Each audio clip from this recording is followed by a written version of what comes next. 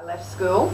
I always knew I had an inkling that I wanted to go into the business. I've always been quite proud of what, not knowing my grandfather, being proud of what he achieved and proud of what my father and my Uncle Jeffrey have also achieved.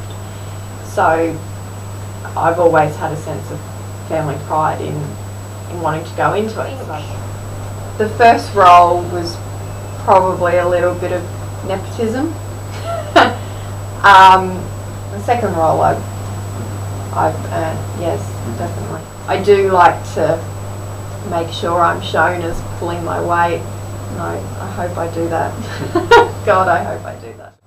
The pressure for myself when Dad died and we took on the business, I was only 26 and 24, and so most of our employees were in their mid-30s to their 50s, and it was quite difficult to communicate with them, and I always went to great lengths to try and understand their point of view and not upset them, not be a spoiled brat perhaps and order them around, but ask them to do things.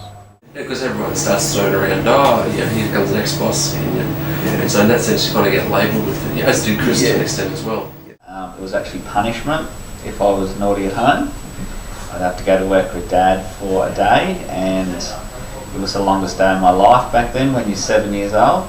Yeah, the biggest thing that helped me too, because out of school I sort of came into the business and you sort of get like, yeah, your dad's the boss, and then when I went to real estate for 12 months, you're sort of standing on your own 2 feet, so you grow in confidence instantly because you have to think for yourself. You can't sort of hide under the whole family business like your father's the boss, so that helped dramatically, and I grew very quickly.